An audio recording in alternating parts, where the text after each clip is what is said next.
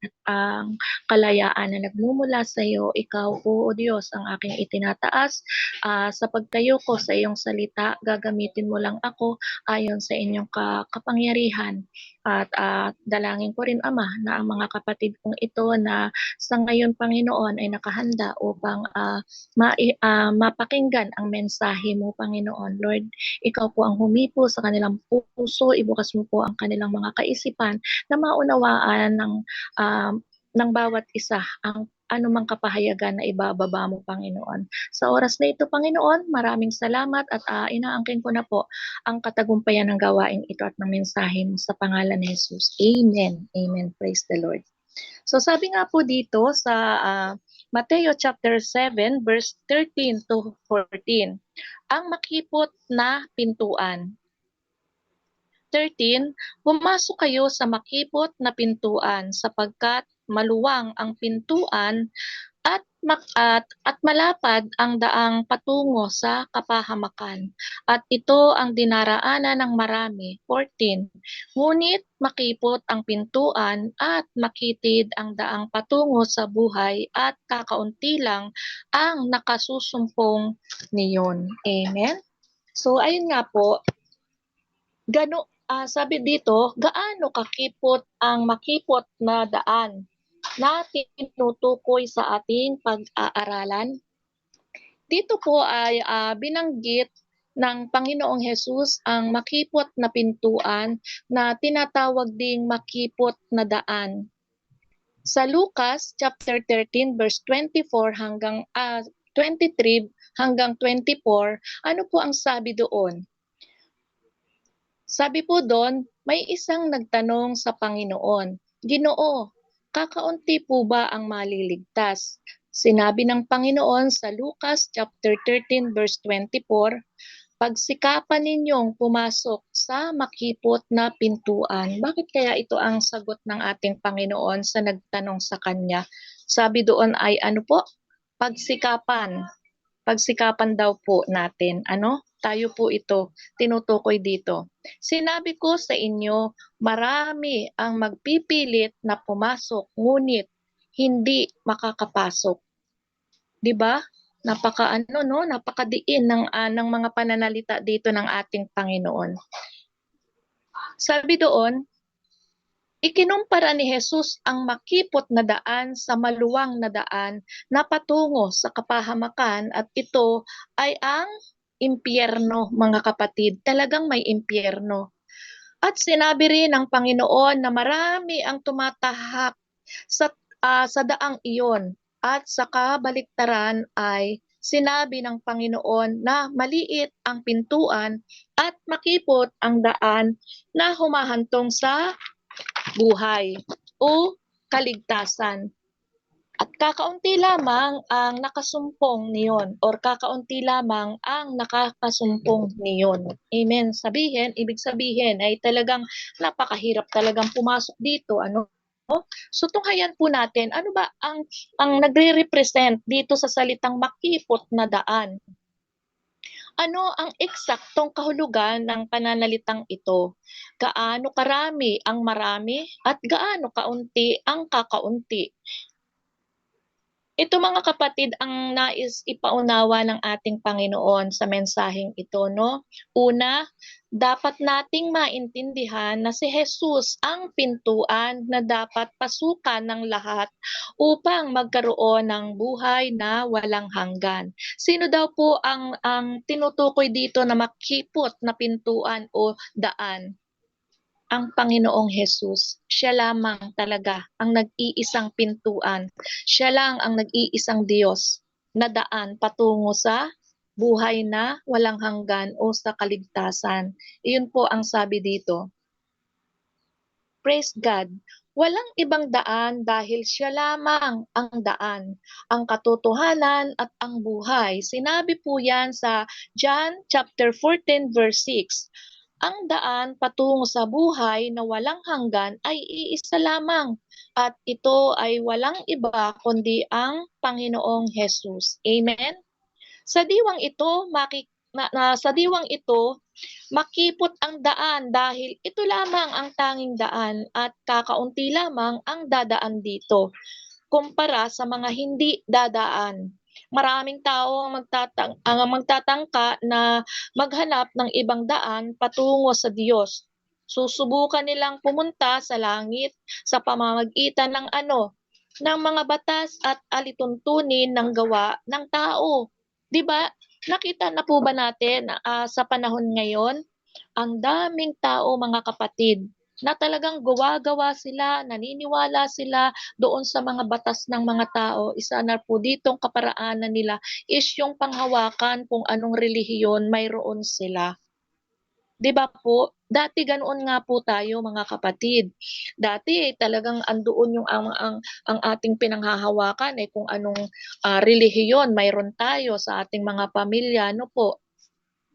Pero hindi niloob ng Lord na tayo ay magpatuloy sa ganoon na mga sistema ng buhay. Bakit? Kasi pinili talaga tayo ng Panginoon at tayo yung mapalad na naaabot ng salita ng ating Panginoon. Mapalad po ba tayo mga kapatid na masasabi? Amen po ba? Praise God. Pwede po kayong mag-open ng mic at sabihin nating mapalad tayo.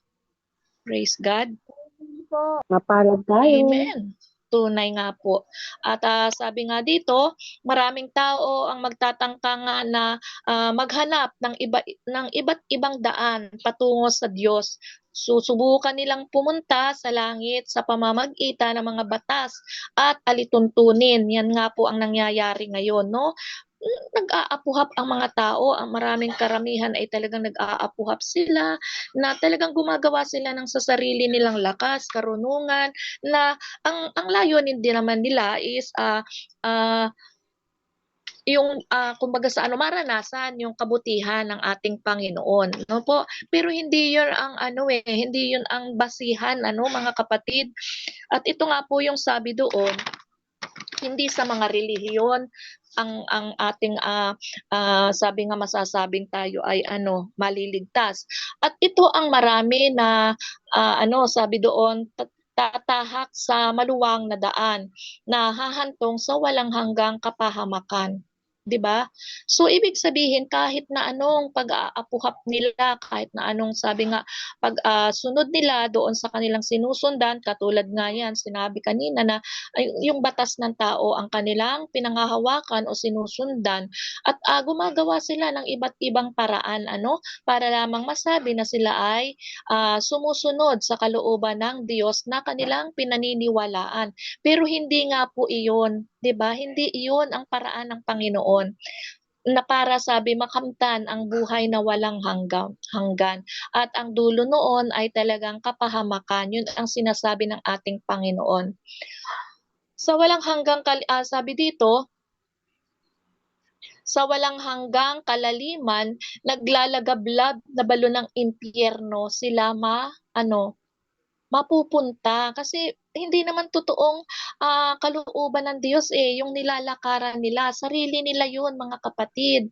Dati ganoon tayo, kasama tayo dun sa na yun, sa mga taong iyon. Pero ngayon talaga, maniniwala tayo na talagang hindi tayo kasama doon sa pila ng mga mahuhulog na yan sa impyerno. Bakit? Nakakasiguro tayo na may Diyos tayong totoo na pinaglilingkuran. Ito ang Diyos na buhay. At sinabi nga na, siya lang ang daan, siya lang ang tunay na pintuan. Nag-iisa lang siya at ito nga ay ang Diyos na ating tinanggap.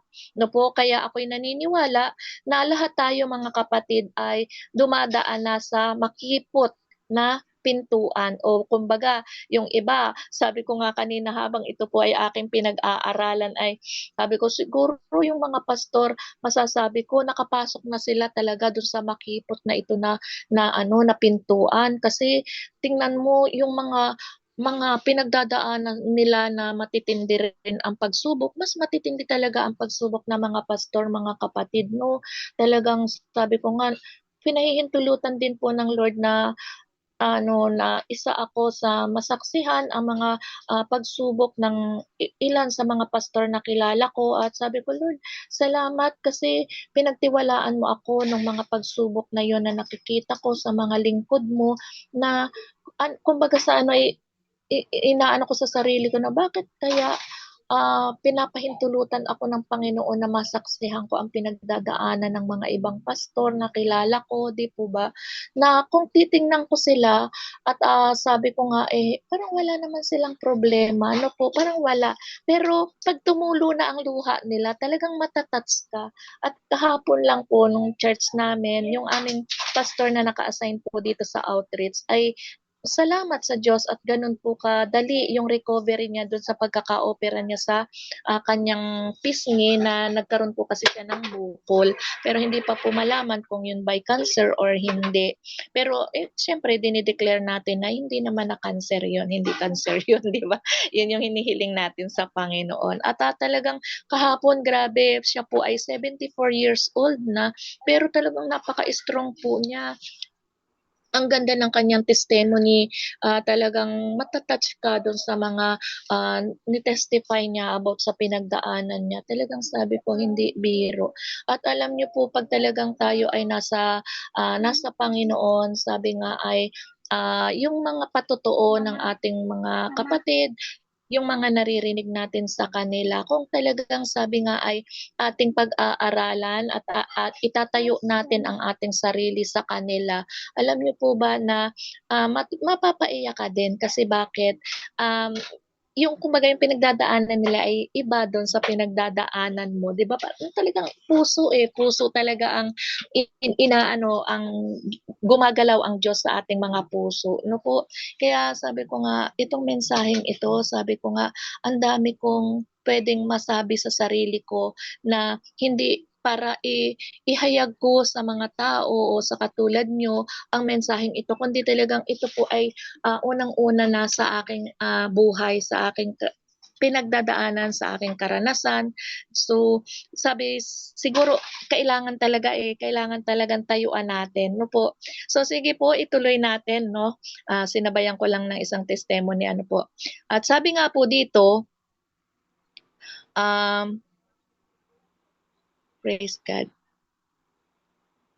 Sabi po doon, sa walang hanggang kalalimang naglalagablab na abalon ng impyerno, habang ang mga tupa naman ay makikinig sa tinig ng mabuting pastol at susunod sa kanya sa makipot na daan patungo sa buhay na walang hanggan. Sabi po doon sa John 10, 7:11, ayan, nasa 7:11 po tayo. Hindi madali ang pagpasok sa makipot na daan o pintuan.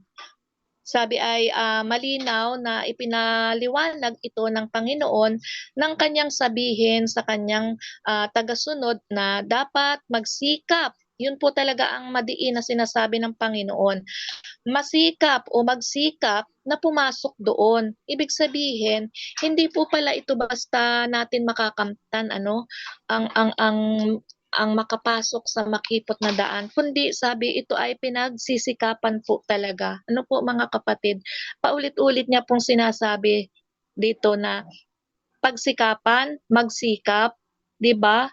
'Yun ang nais ng Panginoon talaga is pagsikapan, katulad ng ginawa niya.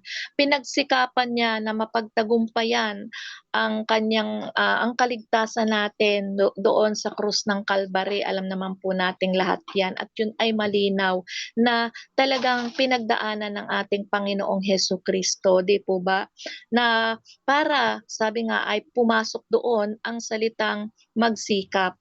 Sa wikang Griego or Greek word, ito po ay ang tawag dito ay agonizomai. Yan, agonizomai, yung pala po ang tawag doon ay sa magsikap. Kung saan naman ito ay nakuha natin sa kasalukuyan sa salitang paghihirap. Amen. So ano po, malinaw po ba sa atin na talagang hindi katakataka na tayo dumanas ng paghihirap.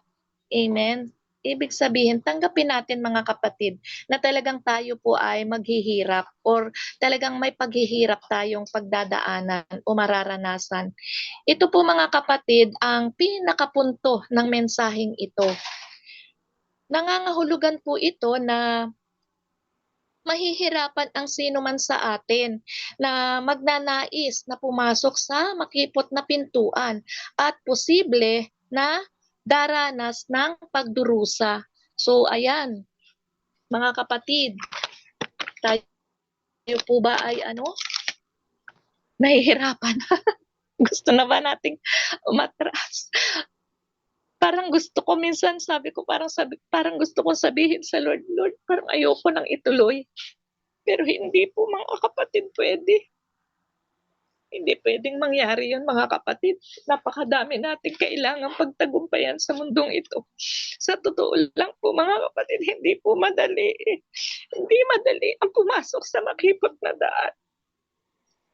Pero ang totoo mga kapatid, alam nyo, kapag kasama natin ang Diyos, masikip nga yung pinagdadaanan natin. Sobrang sikip. Pasensya na po kasi bakit ito ba yung napa-schedule sa akin o bakit ba itong mensaheng ito? Sabi ko, Lord, bakit itong mensaheng ito ang itinapat mo sa akin? Dahil sa totoo lang po mga kapatid, ano man po ang gawin ko talagang may kabigatan po talagang pinagdadaanan sa totoo lang po. Kahit sabihin mo nasa bahay ka lang, parang pwede kang maghayahay pero hindi po mga kapatid. Kung kayo nandyan sa abroad, dumadanas kayo ng higpit, ng hirap. Yan din po katulad ko. Dumadanas din po. Kaya talagang huwag na tayo magtaka, tanggapin natin. Talagang may pagdadaanan tayo, mahirap tayong pagdadaanan, mararanasan. Pero ang mahalaga, alam niyo mga kapatid, yung maramdaman natin yung presensya ng Diyos kapag tayo ay nahihirapan. Kapag tayo dumadaan doon sa mga pagsubok na minsan parang hindi talaga natin kaya. Pero talagang totoo naman na hindi naman talaga natin kaya. Ano bang kinaya natin mga kapatid? Wala naman, di ba po? Pero kaya ng Diyos kasi kasama natin siya, di ba po? Yun po yung ipinapahiwatig ng Panginoon sa atin sa mensaheng ito eh. Kaya sabi ko nga po sa inyo kanina, medyo masasagasaan talaga bawat isa sa mensaheng ito kasi lahat po talaga tayo may pinagdadaanan. At sabi nga po dito, at halos ubusin ang lakas tulad ng isang runner o mananakbo sa competition, di ba? Na nagsisikap na maabot ang finish line. Di ba? Ganun po tayo talaga. Ganun po talaga ang ating buhay dito sa mundong ito. Ito pa ang isang ipinapaunawa ng Panginoon. Walang anumang mabubuting gawa ang makapagliligtas sa atin. Ayan, malinaw po ito na sinasabi ng Panginoon, na hindi po natin pwedeng basihahan. Ibig sabihin, hindi pwedeng basihan ang ating mabubuting gawa upang makamtan ang kaligtasan. Ito po ay biyaya o habag ng ating Panginoon sa pamamagitan ng kanyang kaloob na pananampalataya. Amen. Praise God. So, ibig sabihin, binigyan na tayo ng Panginoon ng pananampalataya. Pero, sabi nga, wag natin panghawakan na mabuti ang ginagawa natin, 'di ba? Parang kadalasan kasi ito tayo yung ginagawa natin ito na parang salbabida kasi yung mabuting gawa natin, yun yung nagiging salbabida natin, no? Hindi pala ron nalulugod ang Panginoon, mga kapatid, no? Parang hindi po yan ang totoong basihan natin para tayo maligtas, mga kapatid. Tandaan po natin itong sinasabi ng Panginoon. Ibig sabihin po dito ay kung may pananampalataya tayo, gamitin natin yung pananampalataya na ipinagkaloob ng ating Panginoon.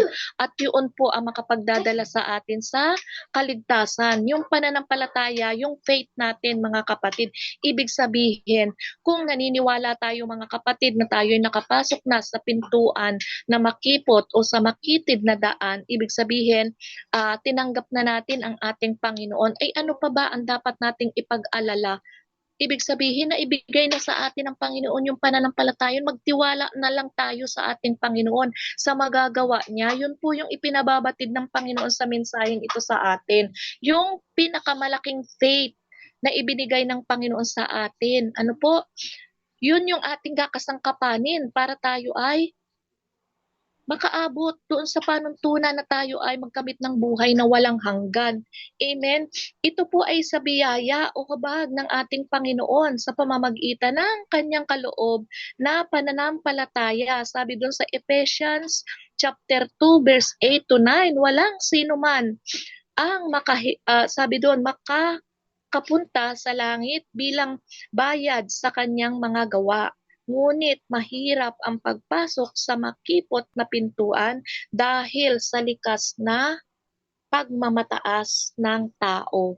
Yun po, ibig sabihin, kahit tayo yung mga Kristiyano na, may mga times na talagang sabi nga, umiiral din mga kapatid, yung ating pagmamalaki, pagmamayabang. Totoo naman po yan mga kapatid lalo na kadalasan kapag ka po tayo ay natugon na sa ating mga kahilingan, sa ating mga prayer. Napakadami ko na po mga kapatid na nakita sa mga kapwa ko mananampalataya na todo hingi po ng prayer pagka po yung talagang dumadaan na sa sadsad na. Alam niyo po ba na kapag ka po natugunan na yung kanilang mga pangangailangan, ang dami na po nilang rason. Pagka papasahan mo nga ng link o kahit sa aktual, mag-share ka sa kanila ng kapatid, attend ka, ang ganda ng mensahe. Kapatid, ganito ganoon. Ay, pasensya na kasi ganito ganon. Ay, pasensya na ha kasi importante. May mas importante pa pala. 'Di ba? May mas importante pa pala sa kapanawagan ng ating Panginoon, mga kapatid. Ganun po ba tayo kapag tinugunan na ng Panginoon ang ating mga kahilingan, ang ating mga prayer request? At pinakamasakit mga kapatid, yung mga matyaga na nananalangin sa atin, sa totoo lang po, madalas po natin silang nakakaligtaan. Totoo po yan mga kapatid. Ako po talaga ay nakaranas ng ah, ginamit ng Panginoon sa isang tao na talagang sabi ko nga ay nai-apply ko doon kung ano yung nais ng Panginoon na ipagawa sa akin para doon sa taong yun. Alam niyo po ba na siya pa yung mismong nang away sa akin? Pero purihin ang Diyos at ang pinasasalamatan ko sa Panginoon, alam niyo kung ano, hindi siya naging dahilan para ako'y manghina o para ako ay umalis sa gawain ng Panginoon. Bagkus mga kapatid, lalo ko po ngayong pinagsisikapan. Alam nyo kasi masakit 'di ba? Masakit. Sabi ko nga, aba pagka ikaw na tao ka ang iintindihin ko ay mas masakit kapag ang Diyos ang sabi ko nga ay nanakit sa akin. Yun po yung naging pananaw ko doon. Kaya kumbaga yung pananakit niyang yun sa akin bilang tao lang siya ay parang ano lang ano yung parang bolang inihagis na umugtol at bumalik sa kanya. Alam niyo kung anong masakit doon sa puntong yun? Nagdurusa siya ngayon. Sa totoo hindi ko po i-mention ang pangalan, pero talagang nakita ko po kung papaano siya talaga pinabagsak. Siya ay ang asawa ay matagal na tumanda na sa abroad, nagkahiwalay sila at ang mga anak na paaliwara. Yun po ang nangyari sa kanya. At ayun, nawala na siya sa gawain ng Panginoon. Balik siya sa Katoliko. Yun po ang katotohanan. Pero hindi po ako natutuwa, nalulungkot nga po ako kasi sabi ko nga, kapag pala ang isang mananampalataya ay talagang sabi nga, tinayuan ang kanyang natutunan sa salita ng Diyos, totoo po na talagang pamukha sa atin ng Panginoon ang gawa na hindi mabuti at hindi kalugod-lugod sa Kanya. Malaki ang kaibahan, mga kapatid. Talagang pagpapalain ng Diyos ang mga nakikinig at sumusunod sa Kanya. At ang mga tao na talagang sabi nga ay gumagawa ng mga taliwas sa kanyang kalooban ay talagang parurusahan ng Panginoon. Malinaw po talaga, mga kapatid. Kaya magkaroon po talaga tayo ng malaking takot, no? Bilang tayo, ako po, ito, naniniwala ako, mga kapatid, tayo pong lahat, ako yung naniniwala na nakapasok na tayo sa makipot na daan, na tinatahak na po natin ngayon ay ang makipot na daan. Naniniwala po ba kayo, mga kapatid? Mag-heart nga po kayo kung talagang naniniwala kayo na nakapasok na tayo at ang dinadaanan na natin ngayon ay makipot na daan. Ayan, praise God sa buhay ng ating kapatid, Sister Jane. Ayan, praise the Lord, mga kapatid. Tunay nga po yan. Panghawakan na po natin yan. Makipot man ang daan na tinatahak natin ngayon, mga kapatid. Pero wag po tayong mag-alala. Kasama tayo ng ating Panginoon. Di ba po? Sabi nga, napagtagumpayan ko na sa krus ng Kalbaryo ang lahat ng iyan. Ikaw, kumbaga sa petex na lang yung nararanasan mo. Kaya mga kapatid, panghawakan po natin ang mensaheng ito ng ating Panginoon at talagang sabi nga dito ay sabi pagsumikapan pa po natin na talagang makarating tayo dun sa finish line. Ang goal naman natin is talagang makamtan ay ang buhay na walang hanggan. Kaya habang tayo nandito sa mundong ito, mga kapatid, ay maluwag nating tanggapin sa mga puso natin na mayroong sabi doon, suffering, mayroon tayong paghihirap na mararanasan, di po ba? Pero doon sa paghihirap na yan ay may magandang bagay na gagawin ng ating Panginoon sa bawat isa sa atin. No po, and ito po yung pinakamagandang ginagawa ng Panginoon sa buhay natin. Kaya nga anong sabi? Magpalakasan tayo. Di po ba? Huwag tayong magngat-ngatan, mga kapatid. Iwasan po natin yung siraan tayo ng siraan. Hanggat maaari ay wag na po tayong maging way pa o kasangkapan ng masamang espiritu o ng kaaway para sa isa't isa. Kung may mga kahinaan ang ating kapatid, sabi nga ay abutin natin. Una sa lahat, siyempre, idalangin natin sa Panginoon na ang Panginoon ang humipo sa Kanya at ipahayag sa Kanya kung siya ay nagkakamali.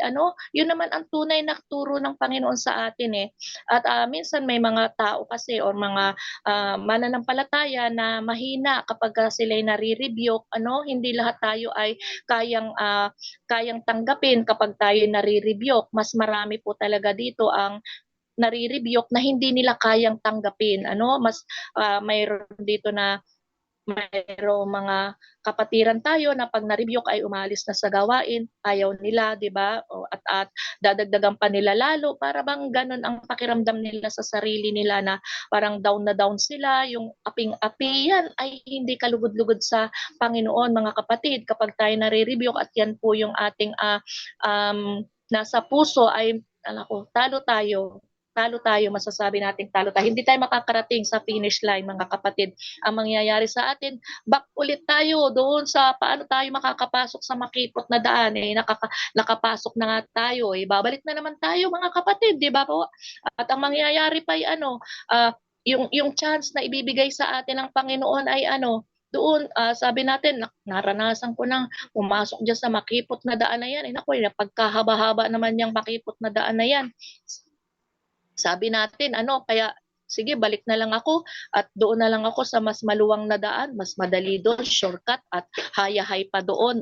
Pero hindi natin alam ano ang sa dulo noon, ano nga ba ang mayroon doon. Hindi ba ang sabi dito sa mensahe ay doon sa walang hanggang naglalagablab na balon ng impyerno pala ang nakalaan doon sa malapad at malawak na daan. Oo nga naman, no? Napakadami po doon na dumadaan. Ibig sabihin, naninindigan sila sa sarili nilang kalakasan at karunungan. Yun po yung pinakamaganda na ipinapahayag ng ating Panginoon. Magtiis tayo, mag-suffer tayo habang mayroon tayong kalakasan at alam ng Diyos. Sabi nga na halos ubusin natin ang lakas natin, 'di ba, sa pagsusumikap natin. Yan ay lahat ay sabi nga hindi lingid sa ating Panginoon. Tanging ang Panginoon ang nakakakita niyan sa bawat isa sa atin kung papaanong kaparaanan natin. Sabi nga ay dinadaanan itong makipot na daan. Nakapasok na tayo mga kapatid at ang Panginoon ay talagang sabi nga ay nagbibigay sa atin ng mga bagay na kung saan ay makikita natin kung papaano siya sabi nga magbibigay ng gantimpala sa pagsumikap natin sa paglakad sa makipot na daan. Kahit sabi nga pagapang na yung iba, yung iba naman ay sabi nga paano ba tayo dumadaan sa makipot na daan? Tagilid ba tayo? Sabi nga, paluhod ba? Lahat yan mga kapatid, pwede nating pagdaanan isa't isa sa atin ay tayo ang makakapagsabi niyan sa Panginoon kung papaanong paraan tayo lumalakad diyan sa makipot na daan na yan. Paano ba natin yan tinatahak makipot na daan na yan? Ako po mga kapatid, sasabihin ko sa inyo, ako po ay dumadaan ngayon sa makipot na daan sa pamamagitan o sa paraan ng patagilid. Patagilid kasi masikip. Hindi pwedeng ang paglakad ko dito sa daan na ito yung katawan ko ay parang alam niyo yung normal na daan na nakalapad yung nakalagay ang katawan mo talagang nakatayo ka na maalwang ka pa ring lumalakad diyan sa makipot na daan. Ngayon po mga kapatid ay patagilid po ako na lumalakad kasi talagang masikip.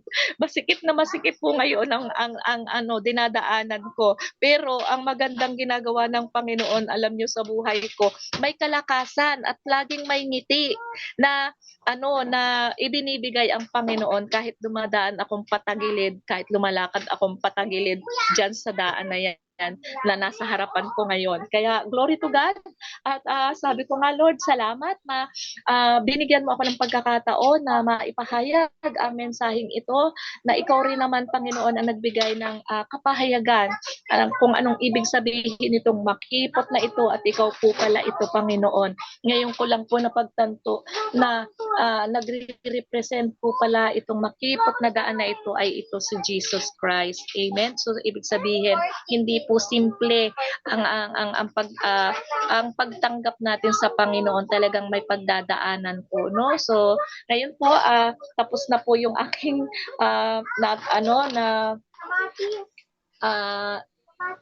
natutunan dito sa mensaheng ito at ang nais ko naman po ay magtanong. Ang tanong ko po dito mga kapatid ay ano ang paraan para makapasok sa makipot na pintuan? Unang tanong po. At sa pangalawang tanong, itatype ko na lang po, sa puntong ito, masasabi mo ba na ikaw ay nakapasok na sa makipot na pintuan at bakit? Ipaliwanag. Number 3, paano mo pinagsisikapan na makapasok o dumaan sa makipot na pintuan? Ayan. So itatype ko po pero manalangin po muna tayo mga kapatid. Maraming salamat po Ama at naipahayag po ang inyong mensahe. Salamat po sa pagtugon mo sa aming mga dalangin na kami Panginoon ay makalakad sa makipot na daan sa mga oras na ito, Panginoon. Ano man po itong mga pinagdadaanan namin, batid namin, O Diyos, na kailanman hindi mo kami iiwan, hindi mo kami pababayaan. Bagkus, Lord God, bibigyan mo kami ng iba't ibang kaparaanan ayon sa lakas na ipinagkakatiwala at ipinagkakaloob mo sa amin upang makamta namin, Panginoon, ang hinahangad namin na kaligtasan o buhay na walang hanggan. Kaya naman, Ama, sa paglilingkod namin at sa pagsunod namin sa iyo, dalangin namin, Panginoon, patuloy na magpakahayag ka sa bawat isa sa amin at patuloy mo kami papagtagumpayin, Panginoon, sa daan na aming pinipili, Panginoon. Maraming salamat, O Diyos, sa pagkakataong ito na kami, Panginoon, ay sama-samang muli na nakakapag-aral ng inyong mga salita. Sa pagpapatuloy po ng aming pagbubulay-bulay ng salitang ito, Panginoon, ibukas mo po ang bawat kaisipan at damdamin ng bawat isa na maipahayag, Panginoon, ng bawat isa o maibahagi ang bawat kapahayagan mo sa isa't isa sa amin sa mensaheng ito sa pangalan ni Jesus. Amen and amen. Sige po at aking itatype no po ang ating